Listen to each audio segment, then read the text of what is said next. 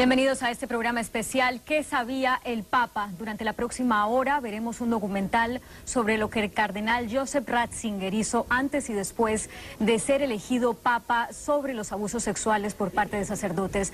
Al final de este documental y para analizarlo nos acompañarán desde la Ciudad de México Rubén Aguilar Valenzuela, académico y autor del Pleito de los Papas. Desde Buenos Aires, el padre Jesús Álvarez, miembro de la Sociedad San Pablo. Desde Monterrey, México, la periodista San Juana Martínez, excorresponsal en Roma y autora de varios libros acerca del tema. Desde Los Ángeles, la abogada Marta Escutia, especialista en casos de abuso sexual sacerdotal y miembro del equipo del abogado Jeff Anderson. Y desde Saltillo, México, Monseñor Raúl Vera, obispo de la diócesis de Saltillo. Bienvenidos a todos y a ustedes junto con la audiencia los invitamos a ver qué sabía el Papa.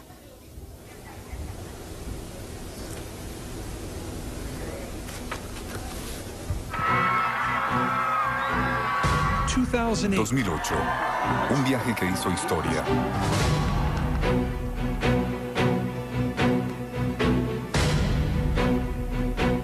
La primera visita a los Estados Unidos del nuevo Papa. Su primera oportunidad para dirigirse a los católicos estadounidenses y hablar sobre el abuso sexual en la Iglesia Católica. Ninguna de mis palabras podría describir el dolor y el daño infligidos por tal abuso.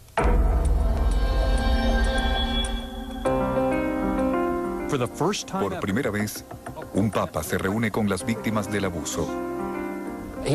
Fue el primer papa en pedir perdón por la crisis de abuso sexual con voz propia. Fue el primer papa en redactar un documento completamente dedicado al abuso sexual, y así sucesivamente. Pero detrás de las disculpas públicas y los encuentros históricos, hay una historia más sombría y complicada.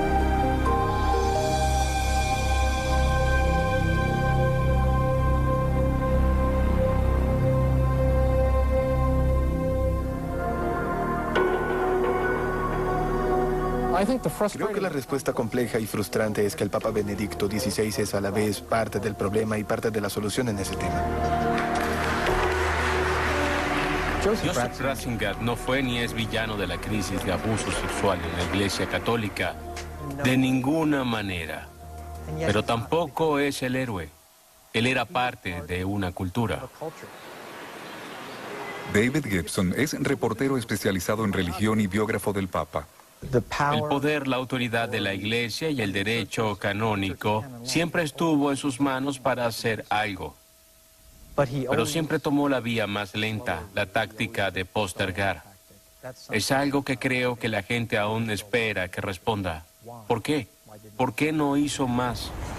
Por décadas antes de convertirse en papa, Joseph Ratzinger fue un funcionario poderoso en el Vaticano quien más que cualquier otro, además del Papa Juan Pablo II, pudo tomar acciones decisivas para apaciguar la crisis de abuso sexual. Pero según dicen los críticos y muestran los documentos, la historia de cómo manejó los casos de pederastia es polémica, parte de una cultura de dilación y quizás obstrucción.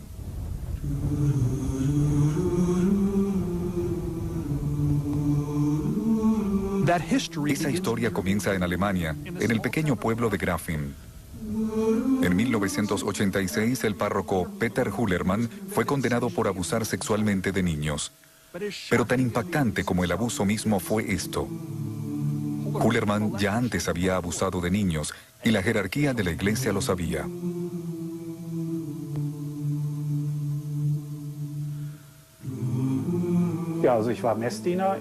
Yo era monaguillo en la iglesia donde sucedió e iba a misa de 2 a 3 veces por semana. En esta iglesia, en Essen, Alemania, Wilfried Fesselmann dice que Hullermann abusó de él 7 años antes de ser arrestado en Grafing. Fesselmann apenas tenía 11 años. Me dio algo de beber y comencé a sentirme mal. Luego se desvistió y me dijo que también me desvistiera. Luego nos tocamos y tuve que hacerle sexo oral. Hullerman fue transferido a Múnich para someterse a terapia. Su psiquiatra advirtió a la iglesia que no debería permitírsele trabajar de nuevo con niños, pero unas semanas después del traslado, Hullerman fue asignado a una nueva parroquia. ¿Quién supervisó el traslado de un delincuente sexual conocido a la nueva iglesia? El hombre que hoy conocemos como el Papa Benedicto, entonces cardenal Joseph Ratzinger, arzobispo de Múnich. Múnich debió suspenderlo en 1980. El señor Ratzinger, o quien fuera el encargado de asegurar que no permanecieran en la iglesia, debió haberlo expulsado. Esto podría haber salvado a muchas víctimas. El Vaticano admitió que el cardenal Ratzinger aprobó el traslado de Hullerman a su diócesis en Múnich, pero dice que fue el asistente de Ratzinger quien asignó al sacerdote pederasta a una nueva parroquia. Una decisión que, según el Vaticano, Ratzinger desconocía. Esperábamos cambios. El monseñor Charles Cicluna, fiscal de la Santa Sede, trabajó con el Papa por años en los casos de abuso sexual. Cuando conversó conmigo en el Vaticano, fue su primera entrevista para televisión sobre el historial del Papa. Hablamos de una diócesis enorme, con un mínimo de 1000 sacerdotes. El arzobispo de Múnich-Freising debe delegar. Él delegaría sus decisiones y el seguimiento a otros. Eso es completamente entendible, pero de esos miles, apuesto a que no había muchos pederastas. Aspiramos que no. Es cierto, y probablemente es más fácil hacerle seguimiento a los pederastas. Mi pregunta para ustedes, ¿es posible que el cardenal Ratzinger pudo hacer un mejor trabajo en el seguimiento de los pederastas? Conociendo a Ratzinger, cuando delega algo, uno siente que es responsable. Es muy triste delegar cosas y que las ignoren. ¿Qué hacer? Es decepcionante. Si el cardenal Ratzinger en Múnich no supo del padre Peter Hullerman, debió saberlo. Es una de las responsabilidades de un arzobispo. Siempre se sabe dónde están sus sacerdotes. No estaba cumpliendo su tarea. Hullerman finalmente fue expuesto en 2006. No por la iglesia, sino por Wilfried Fesselmann, tras someterse a terapia. Lo busqué en Google e inmediatamente vi su nombre y supe que estaba trabajando con niños otra vez. Quedé totalmente sorprendido de cómo podía pasar algo así. El Vaticano afirma que cuando Ratzinger dejó su cargo en Múnich, también dejó atrás el problema de Hullerman. Es apropiado que una vez que se cuenta con un sucesor, la responsabilidad sea suya. ¿Dónde estaba Benedicto todos estos años cuando el sacerdote abusaba de otros niños? ¿Por qué no dijo nada? Cuando el escándalo de abuso sexual explotó en los años 80 y 90, ¿nunca quiso revisar el caso de ese tal Peter Hullerman? Quizás para ver dónde estaba. El Papa nunca ha mencionado el tema. ¿Cuántos sacerdotes pederastas más pudieron estar bajo su jurisdicción cuando estuvo en el arzobispado de Múnich? No lo sabemos. Tras 5 años como arzobispo de Múnich, Ratzinger fue promovido a una posición en el Vaticano donde se vería directamente involucrado en algunos de los más notorios casos de abuso sexual en los Estados Unidos.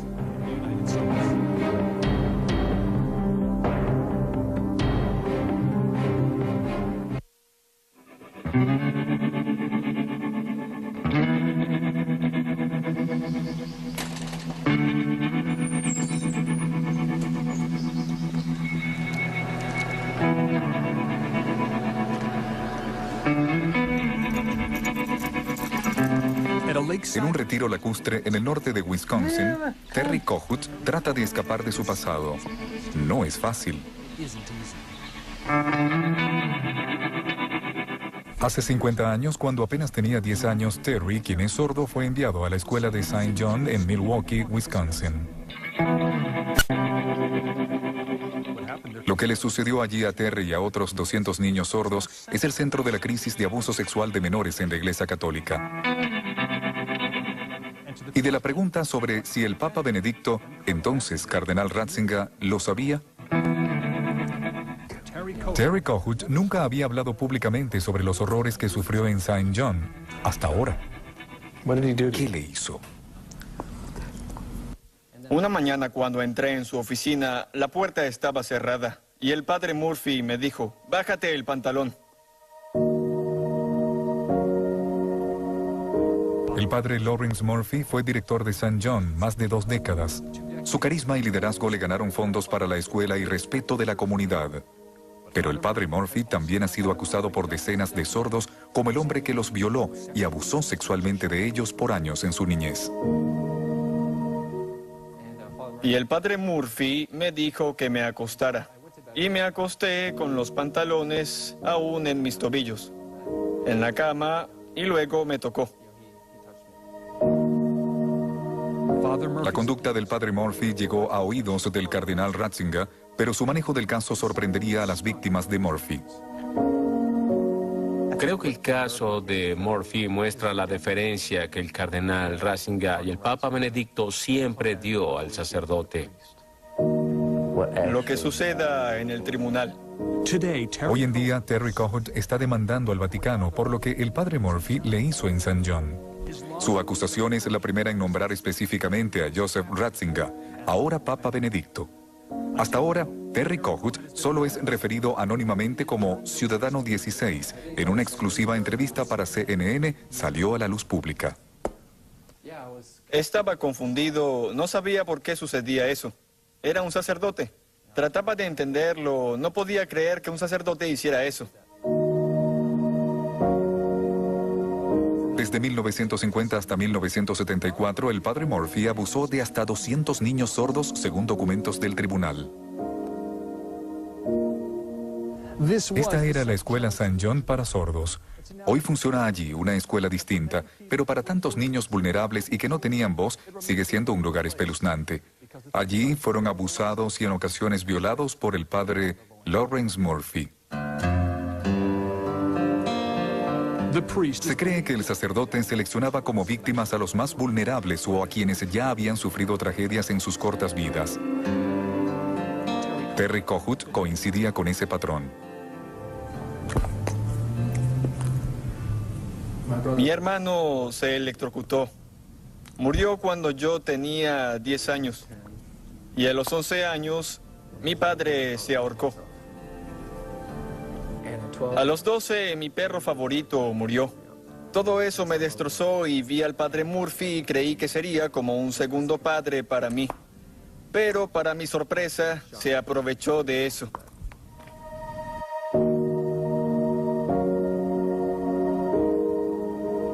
Carl Nelson y Stephen Geyer estudiaron en St. John con Terry Kohut. También afirman que Murphy abusó de ellos. No era fácil vivir en el dormitorio. No había padres, ni policía. Estábamos atrapados. Era como una prisión. No podíamos escapar.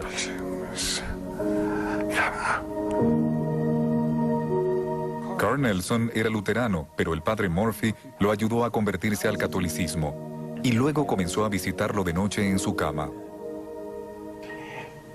Tenía miedo. Era solo un niño. Él era un hombre fuerte. ¿Qué podría hacer? En varias ocasiones, los niños trataron de contar lo que sucedía a familiares, otros sacerdotes, pero nadie les creyó. Carl Nelson dijo que un grupo de niños incluso recurrió a la policía de Milwaukee en busca de ayuda, pero la policía los llevó de vuelta con el padre Murphy. Hablamos con la policía, le contamos nuestra historia, pero le creyeron a él. Creyeron en el padre Murphy, no en nosotros. Los niños de la escuela incluso redactaron documentos. Tras años de acusaciones y amenazas de demandas, el obispo local finalmente trasladó al padre Murphy en 1974 a una zona remota del norte de Wisconsin. Allí surgieron más reportes de abuso. Dígame por qué decidió presentar una demanda. ¿Qué desea que suceda?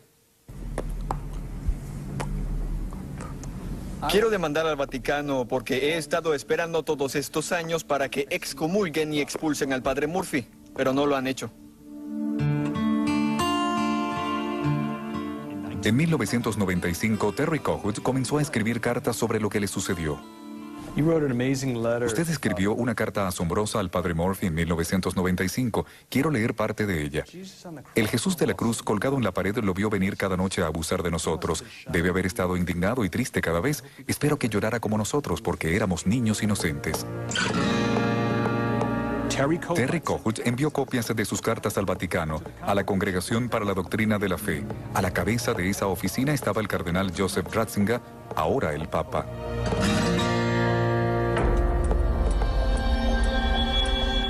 A continuación veremos lo que el Papa sabía y lo que hizo con el padre Murphy.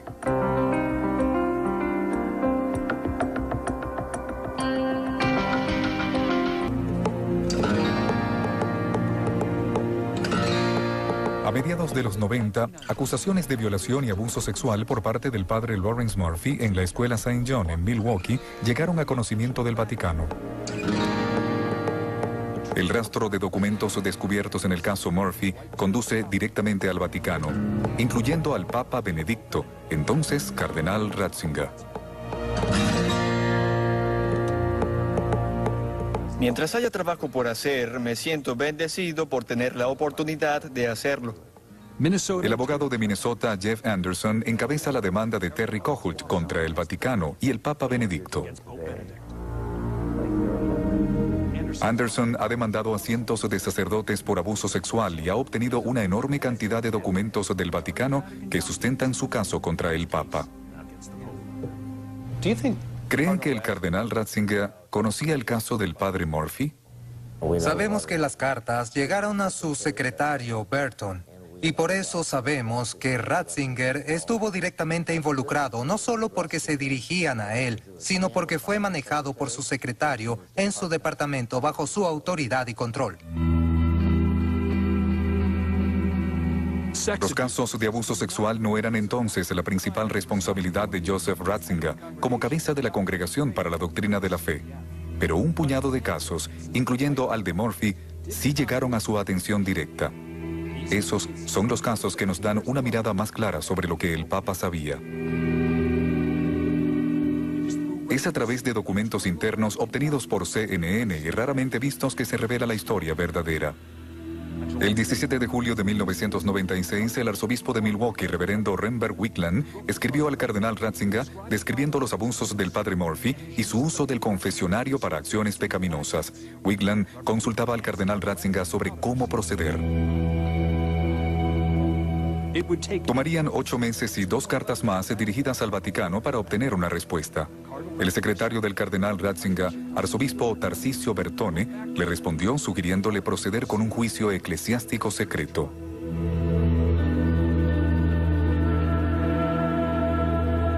Luego, el padre envió una carta personal al cardenal Ratzinger afirmando que tenía 72 años y estaba enfermo. Decía: "Me he arrepentido de mis transgresiones pasadas y simplemente quiero vivir el tiempo que me resta en la dignidad de mi sacerdocio".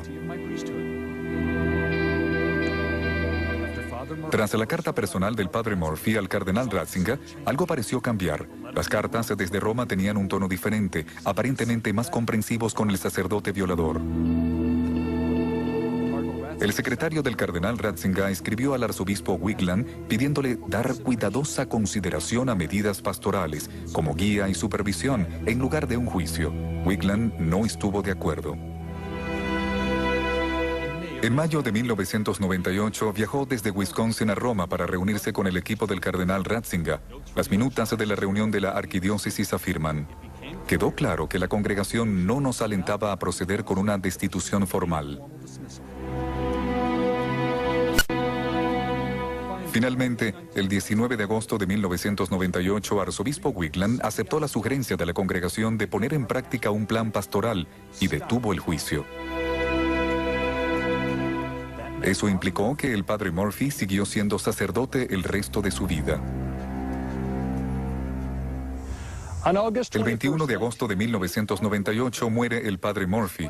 A pesar de lo que les hizo a los niños sordos de las vidas que arruinó, nunca fue expulsado. Fue sepultado aquí con toda la dignidad y honores de un sacerdote de la Iglesia Católica con derecho pleno. Y viajé con el padre Ratzinger. El fiscal del Vaticano, Monseñor Charles Scicluna, afirma que entiende la frustración y la ira en el caso Murphy. ¿Se debió permitir al padre Murphy morir como sacerdote? Si el caso se hubiese decidido hoy con el conocimiento que tenemos, el juicio habría sido distinto. Hablamos de juicio humano aquí. ¿Fue fallido el juicio humano por parte del cardenal en este caso? No hablaría de fallido, porque es un juicio que requirió muchas reparaciones y escándalo en el sentido de que se esperaba una admisión pública de culpa y garantizar que el padre Murphy fuese colocado en un ministerio donde no constituyera un riesgo. ¿No fue un error en ese entonces? No lo calificaría de error. Lo llamaría un enfoque diferente para un caso muy difícil. Pero el abogado de Terry Kohut ve las cosas de manera diferente. Ese proceso está diseñado para una sola cosa, y es evitar el escándalo.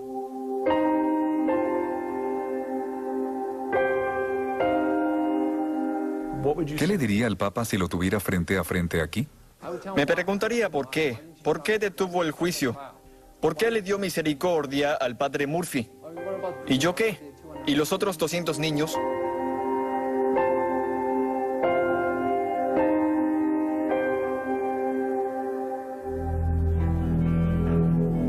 A continuación, otro caso de un sacerdote pederasta, con la firma del cardenal Ratzinger. Él es Stephen Kisle. A las niñas pequeñas a veces no las diferenciaba de los niños. Sentenciado 2 veces por pederastia. Eso era un problema. ¿Tocó a jovencitas en el área de los pechos? Sí. Durante casi una década tras su primer arresto por abuso de menores, llevó el hábito de sacerdote católico. Vestía zapatillas deportivas, usaba una camisa con el cuello de cura, barba poblada y cabello despeinado. No era el típico sacerdote viejo y calvo. Comenzaba la década de los 70 aquí en la iglesia y escuela de Saint Joseph en Pinole, California, donde Kisle, tan popular entre los niños que era apodado el flautista de Hamelin, destrozó la inocencia de muchos de esos niños. Niños como Kathy Thompson, quien afirma haber temblado de temor cuando Kisle se le acercaba. Le gustaba besar en los labios y con la lengua. Le gustaba poner la mano bajo nuestra falda y a algunas les hacía cosquilla. A mí me pellizcaba. En 1978 declaró no lo contenderé al cargo de abusos aquí en Our Lady of the Rosary cerca de Oakland y fue sentenciado a 3 años de libertad condicional. Se apartó de la iglesia, se sometió a terapia y pidió permiso a la jerarquía para dejar el sacerdocio. Parecía un caso sencillo para expulsión. Un sacerdote sentenciado por pederastia en un caso público pedía ser liberado inmediatamente de sus votos. Pero el Vaticano no se deshizo de Kisle sino hasta 6 años después. El tortuoso proceso fue documentado en una reveladora serie de cartas entre el obispo superior de Kisle, John Cummings, y la Congregación para la Doctrina de la Fe en Roma. En junio de 1981, Cummings exige que Kisle sea expulsado por tomarse libertades sexuales con niños de entre 11 y 13 años. Noviembre del 81. La congregación pide más información. Una semana después, Ratzinger asume el mando de la congregación. Febrero del 82. Cummings advierte a Ratzinger de un escándalo. Marzo del 82. La congregación responde: nada que informar. Septiembre del 82. Cummings escribe de nuevo. Octubre del 82. La congregación responde de nuevo: nada que informar. El padre Thomas Doyle, experto en asuntos de la iglesia, es ahora defensor de una de las víctimas. Este pareció un tema crucial y urgente para el obispo Cummings en el momento. El hecho de que continuara enviando cartas sin contar con el número de llamadas telefónicas que debió haber hecho. A lo largo de todo el proceso, Kisle siguió siendo sacerdote, aunque se le prohibió trabajar en una parroquia, una decisión que protegió a los niños pero no redujo el empeño del obispo de expulsar formalmente a Kisle de la iglesia. Finalmente, tras 4 años de retardo, una respuesta de Ratzinger, su decisión: dilatar aún más. La carta de Ratzinger recomienda consideración cuidadosa que requiere mucho tiempo. Y si bien reconocía la grave significación del caso, decía que también era necesario considerar el bien de la Iglesia Universal. Estoy decepcionada de él. No puedo creer que dejara pasar eso y pensara no hacer nada por el bien de la Iglesia. ¿Y el bien de los niños? Es tan culpable como Kisle. Igual de culpable. Kislen siguió siendo sacerdote 1 año y medio más antes de que Ratzinger le permitiera colgar el hábito. ¿Por qué tardó tanto? El Vaticano afirma que las manos de Ratzinger estaban atadas por una orden general dada por el Papa Juan Pablo II que prohibía expulsar a sacerdotes de menos de 40 años. Kislen tenía 38. No tenía edad suficiente para satisfacer la política del Papa para la época y vieron eso como más importante que la urgencia de la situación, que requería apartar o al menos expulsar a un conocido delincuente sexual. ¿Puede entender por qué la gente en nuestro público ve esto como una decisión de alguien que no está en contacto con la realidad? No vivimos en Marte, no. Pero suena como si así fuera. Sí, entiendo. El monseñor Scicluna sostiene que Kislen pudo haber sido expulsado mediante un juicio eclesiástico, un proceso que habría tardado años. Había un sistema, un procedimiento según el cual solo se podía reducir a alguien al estado laico después de un juicio penal. El procedimiento estaba allí. Era la decisión del obispo. Pero entiendo que los obispos buscaron una salida rápida, pues entiendo que el tiempo apremia en estos casos.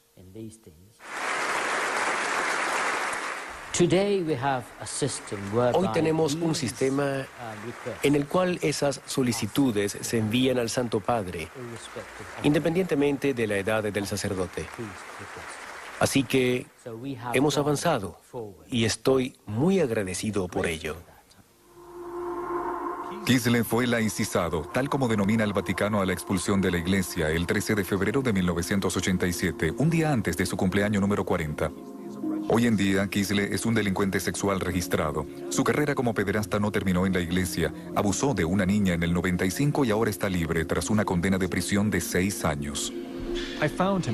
Lo vi en el estacionamiento de su edificio en el norte de California, donde vive con su esposa. Quería preguntarle sobre su pasado. ¿Cómo se sintió cuando el Vaticano no le dio permiso para dejar el sacerdocio? Eso fue hace mucho tiempo, me respondió. Pero parece que fue ayer para Kathy Thompson. ¿Qué le dirías a él? Que vaya al infierno. ¿Por qué no se va ahora? A continuación, mientras el cardenal Ratzinger dejaba a los sacerdotes pederastas en la iglesia, se sorprenderán del perfil de sacerdotes que perseguía. El cuerpo de Cristo. El cuerpo de Cristo. Este es el pan que nos viene del cielo y esta la copa de la vida eterna. El padre Thomas Reese es el tipo de sacerdote el que el cardenal Ratzinger veía como amenaza para la iglesia. El cuerpo de Cristo. Su crimen, publicar una revista. En 1998 me convertí en editor en jefe de la revista América, el semanario católico nacional publicado por los jesuitas en Estados Unidos. Traté de promover conversaciones, diálogos, debates en la revista sobre los temas que enfrentaba la iglesia. Entre los temas, matrimonio homosexual y derecho al aborto, temas que le eran repulsivos al cardenal conservador, quien se veía a sí mismo como guardián de la doctrina de la iglesia. Sabía que algunos de los temas que publicamos en América eran controversiales, pero siempre me aseguré de que contáramos con la opinión de quienes apoyaban la línea del Vaticano. Por ejemplo, incluso publiqué un par de artículos del mismo cardenal Ratzinger. A pesar de eso, publicar opiniones que diferían de la línea de la iglesia se convirtió en motivo para despido a los ojos del cardenal Ratzinger. Es del conocimiento público que el cardenal Ratzinger pidió mi remoción. El debate abierto no es algo con lo que Joseph Ratzinger se sienta cómodo. Le preocupaba que la iglesia mostrase un frente unificado y que todos supieran la posición de la iglesia. Y si no estaba de acuerdo, se estaba afuera. La campaña de Ratzinger contra los sacerdotes que se apartaban de la estricta doctrina de la iglesia fue tan virulenta que la prensa lo apodó el Rottweiler de Dios. Expertos en asuntos del Vaticano afirman que Ratzinger silenció, censuró o amonestó a decenas de teólogos durante su reinado en la congregación. Él fue la figura más polarizante del universo católico. Creo que los conservadores católicos lo veían como su campeón defensor, y para los católicos liberales era el Darth Vader del mundo católico. El cardenal Ratzinger fue apasionado en acallar en disenso, pero nunca hubo ninguna indicación pública de que fuera igual de apasionado en expulsar a los sacerdotes pederastas. He visto evidencia de esto como clérigo. El Vaticano está más interesado en nuestros pensamientos que en nuestros actos. Es lo que más les preocupa. Están obsesionados con ello. Para Ratzinger, la cura de la crisis de abuso sexual era seguir fielmente la doctrina de la Iglesia. Para él, ser más estricto en la fe, la ortodoxia y la propia espiritualidad serían necesariamente el primer paso para curar cosas como licencias y abuso sexual por parte de los sacerdotes. Padre, escucha las súplicas de la familia reunida ante ti. Fue así que el padre Risi era considerado una amenaza para la Iglesia y aplicó todo el peso de su autoridad. Sin embargo, para un sacerdote pederasta, la historia sería diferente. En 1989, el obispo Daniel Ryan condujo 45 minutos al norte de su diócesis en Springfield, Illinois, hasta este pueblo, Lincoln. Vino a visitar a uno de sus sacerdotes, un sacerdote que vivía aquí en prisión. En 1985, el padre Alvin Campbell se declaró culpable de varios cargos de abuso sexual de niños de hasta 11 años. Fue sentenciado a 14 años en prisión. Matt McCormick fue una de las víctimas del abuso de Campbell. Nunca paso por esta escuela, ni por esta iglesia. A partir del 7º grado, Campbell abusó de McCormick en la capilla de la escuela, la rectoría e incluso aquí. Este es el confesionario. Este es el confesionario. Y él se sentaba allí. Reservado solo para confesión cara a cara. Campbell fue enviado a prisión, pero seguía siendo sacerdote. Fue por eso que el obispo Ryan había venido a visitarlo para tratar de convencerlo de que dejara voluntariamente el sacerdocio. Campbell se rehusó. Ryan recurrió a Roma en busca de ayuda, envió copias de las sentencias contra Campbell que describían en detalle lo que Campbell había hecho a sus víctimas y le pidió a Joseph Ratzinger expulsar a Campbell. La respuesta de Ratzinger, no. La solicitud en cuestión no puede ser admitida pues carece de la petición del mismo padre Campbell requerida por las normas en vigor. Increíblemente, lo que el cardenal Ratzinger estaba diciendo era que no podía conceder la expulsión de un sacerdote, aunque fuese delincuente sexual convicto, sin el permiso del mismo sacerdote. Mostramos la carta a Matt McCormick. Era la primera vez que la veía. Lo siento, tengo que leer esto de nuevo.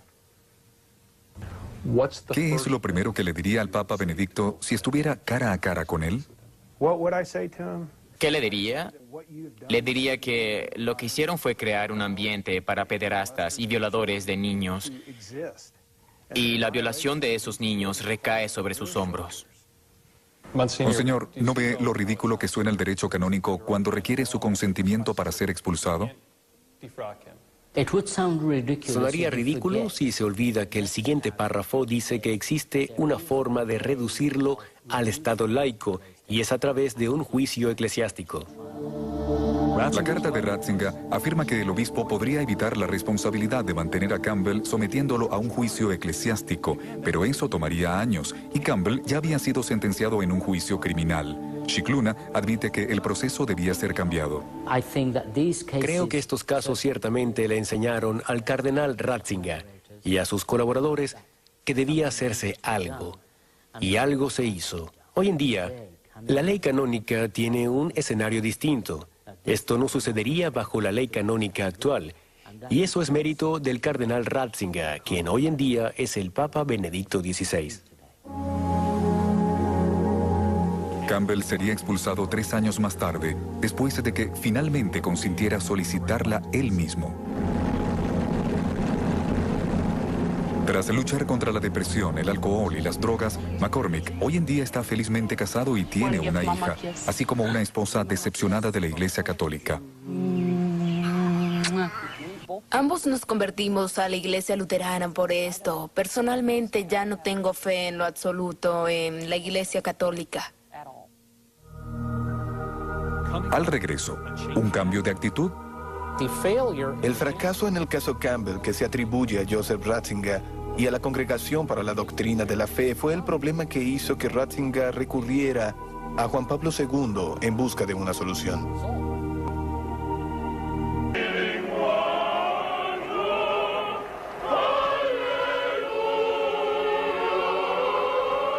Para 2001, la crisis de los sacerdotes pederastas comenzaba a ahogar a la Iglesia Católica, pero el Papa Juan Pablo II no la había enfrentado. Sacerdotes en todo Estados Unidos estaban siendo juzgados por abuso e incluso violación. Las demandas contra la Iglesia se acumulaban. Una diócesis en Texas fue obligada a pagar millones de dólares a las víctimas. La era de la negación claramente había concluido. Ratzinger finalmente convenció a su jefe de que había que comenzar a hacer algo. Sabía que la espada de Damocles, el escándalo mediático, estaba por caer. El Papa dio al cardenal Ratzinger y a la Congregación para la Doctrina de la Fe carta blanca para manejar directamente los casos de abuso sexual. John Allen cree que Ratzinger experimentó una especie de conversión. Al leer una y otra vez los expedientes de los casos y las detalladas notas en ellos, así como los testimonios de las víctimas, se convenció de que no todo era humo, que había fuero de verdad. Y desde 2001 en adelante, la Congregación para la Doctrina de la Fe se convirtió en la punta de lanza en el Vaticano para una respuesta más enérgica a la crisis. Aún así, Ratzinger parecía a la defensiva en público. En 2002, dijo que los reporteros en los medios estadounidenses habían exagerado la crisis. Uno llega a la conclusión de que es intencional, manipulado, que existe un deseo de desacreditar a la Iglesia. Pero tras bastidores en el Vaticano, el cardenal Ratzinger estaba cambiando las cosas. Las nuevas reglas se le daban poder para iniciar el proceso de expulsión de sacerdotes. Comenzaron a procesar cientos de casos en todo el mundo a un ritmo que en los estándares del Vaticano es impresionante, pues la filosofía de trabajo en el Vaticano es que si me das un mensaje el miércoles, te responderé en 300 años. Pasó a tener una gran actividad tras bastidores. Aunque no rompió el protocolo, no pasó por encima de sus superiores, presionó y presionó.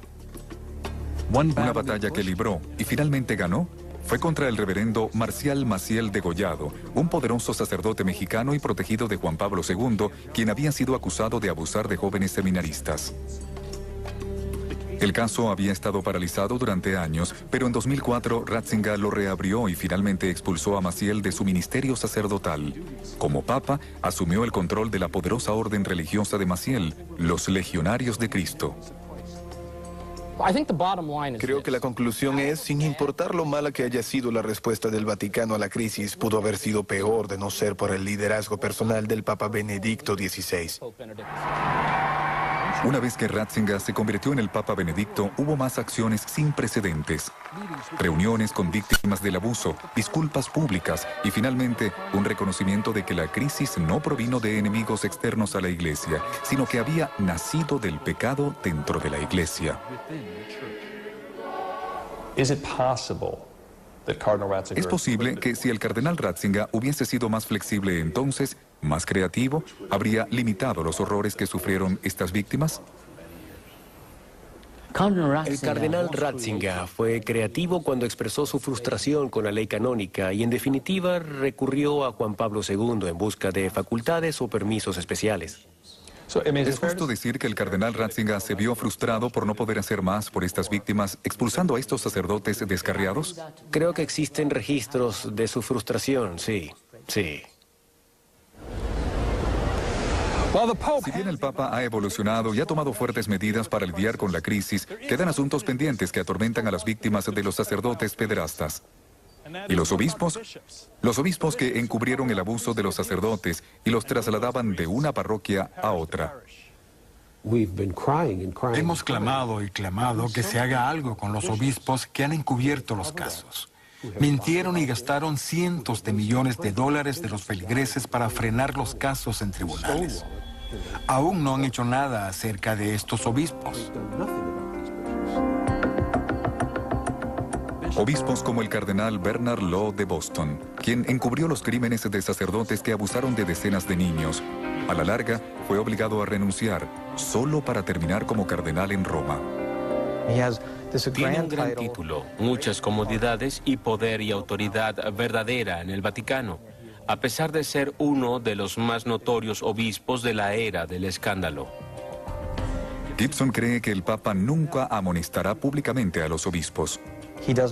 No quiere abrir esa caja de Pandora porque no quiere causar dificultades para sus compañeros obispos.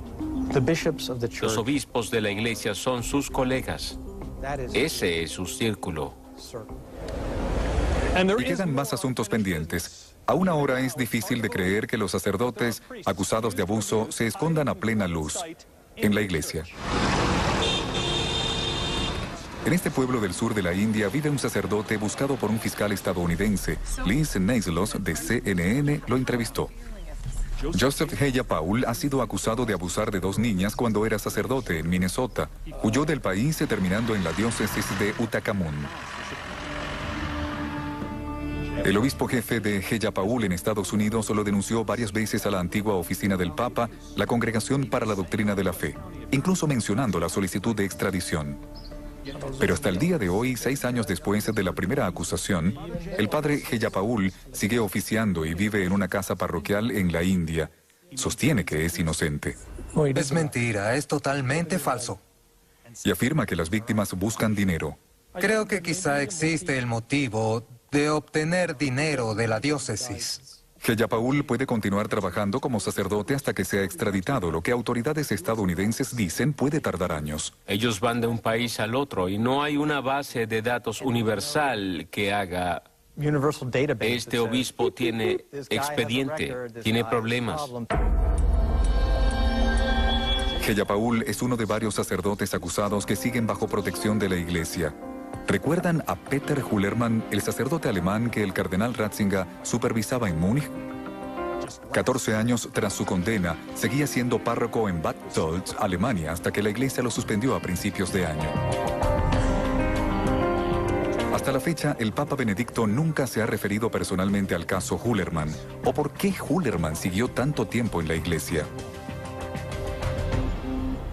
El caso Hullermann es una desgracia de principio a fin. El caso Hullermann dejó la impresión de que el mensaje es de encubrimiento y negación. Creo que será mucho más difícil para el Papa o sus defensores convencer al resto del mundo de que está del lado de los ángeles en el tema del abuso sexual en la iglesia.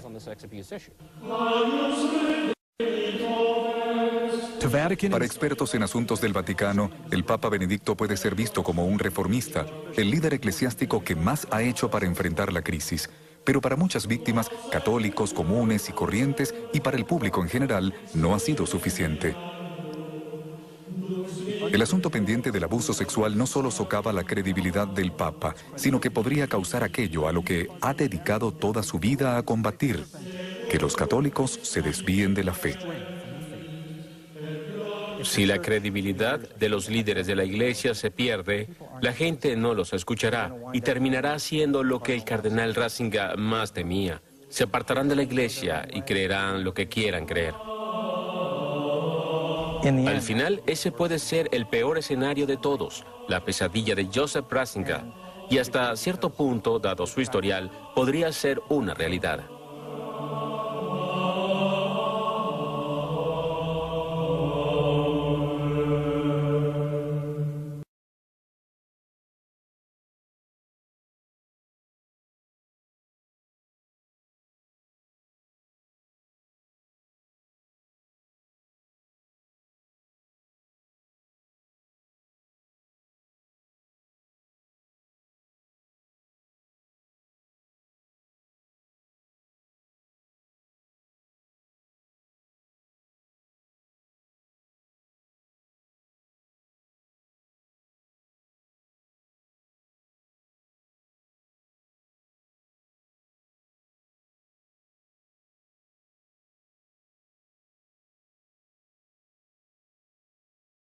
Wilfried Fesselman dice que Hullermann abusó de él 7 años antes de ser arrestado en Grafin. Fesselman apenas tenía 11 años. Me dio algo de beber y comencé a sentirme mal. Luego se desvistió y me dijo que también me desvistiera. Luego nos tocamos y tuve que hacerle sexo oral. Hullermann fue transferido a Múnich para someterse a terapia.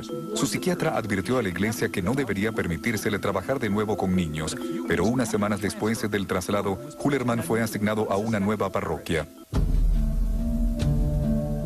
¿Quién supervisó el traslado de un delincuente sexual conocido a la nueva iglesia? El hombre que hoy conocemos como el Papa Benedicto, entonces cardenal Joseph Ratzinger, arzobispo de Múnich. Múnich debió suspenderlo en 1980. El señor Ratzinger, o quien fuera el encargado de asegurar que no permanecieran en la iglesia, debió haberlo expulsado. Esto podría haber salvado a muchas víctimas. El Vaticano admitió que el cardenal Ratzinger aprobó el traslado de Hullermann a su diócesis en Múnich, pero dice que fue el asistente de Ratzinger quien asignó al sacerdote pederasta a una nueva parroquia. Una decisión que, según el batibiógrafo del Papa, el poder, la autoridad de la Iglesia y el derecho canónico siempre estuvo en sus manos para hacer algo. Pero siempre tomó la vía más lenta, la táctica de postergar. Es algo que creo que la gente aún espera que responda. ¿Por qué? ¿Por qué no hizo más? Por décadas antes de convertirse en Papa, Joseph Ratzinger fue un funcionario poderoso en el Vaticano quien más que cualquier otro, además del Papa Juan Pablo II, pudo tomar acciones decisivas para apaciguar la crisis de abuso sexual. Pero según dicen los críticos y muestran los documentos, la historia de cómo manejó los casos de pederastia es polémica, parte de una cultura de dilación y quizás obstrucción.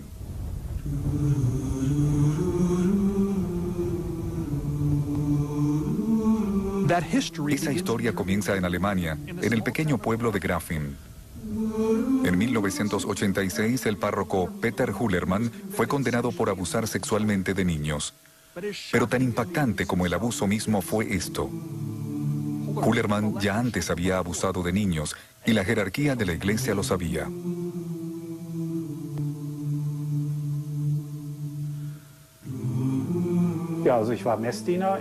Yo era monaguillo en la iglesia donde sucedió e iba a misa de 2 a 3 veces por semana. En esta iglesia, en Essen, Alemania, Vicano Ratzinger desconocía. Esperábamos cambios. El monseñor Charles Scicluna, fiscal de la Santa Sede, trabajó con el Papa por años en los casos de abuso sexual. Cuando conversó conmigo en el Vaticano, fue su primera entrevista para televisión sobre el historial del Papa. Hablamos de una diócesis enorme, con un mínimo de 1000 sacerdotes. El arzobispo de Múnich-Freising debe delegar. Él delegaría sus decisiones y el seguimiento a otros. Eso es completamente entendible, pero de esos miles, apuesto a que no había muchos pederastas. Aspiramos que no. Es cierto, y probablemente es más fácil hacerle seguimiento a los pederastas. Mi pregunta para ustedes, ¿es posible que el cardenal Ratzinger pudo hacer un mejor trabajo en el seguimiento de los pederastas? Conociendo a Ratzinger, cuando delega algo, uno siente que es responsable. Es muy triste delegar cosas y que las ignoren. ¿Qué hacer? Es decepcionante. Si el cardenal Ratzinger en Múnich no supo del padre Peter Hullermann, debió saberlo. Es una de las responsabilidades de un arzobispo. Siempre se sabe dónde están sus sacerdotes. No estaba cumpliendo su tarea. Hullermann finalmente fue expuesto en 2006. No por la iglesia, sino por Wilfried Fesselmann, tras someterse a terapia.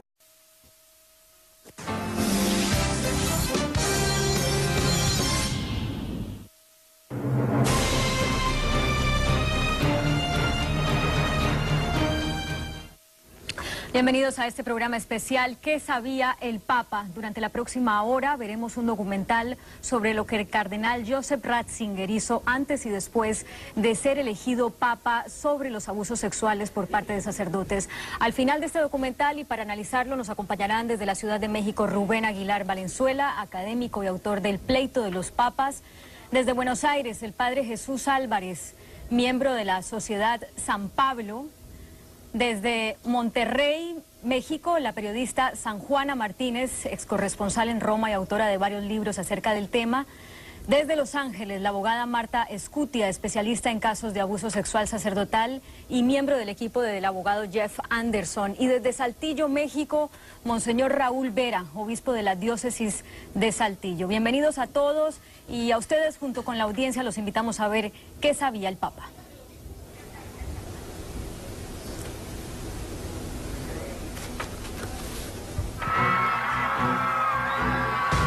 2008, un viaje que hizo historia.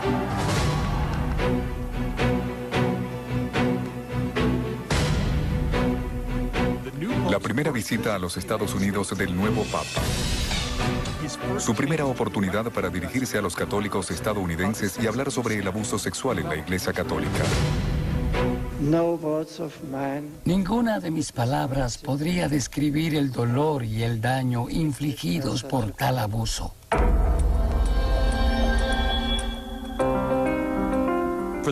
Por primera vez, un papa se reúne con las víctimas del abuso. Fue el primer papa en pedir perdón por la crisis de abuso sexual con voz propia. Fue el primer papa en redactar un documento completamente dedicado al abuso sexual, y así sucesivamente. Pero detrás de las disculpas públicas y los encuentros históricos, hay una historia más sombría y complicada.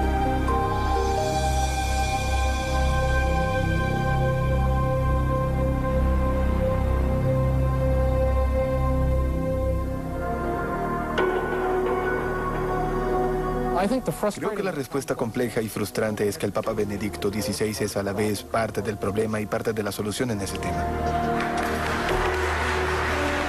Joseph Ratzinger no fue ni es villano de la crisis de abuso sexual en la Iglesia Católica de ninguna manera, pero tampoco es el héroe. Él era parte de una cultura. David Gibson es reportero especializado en religión y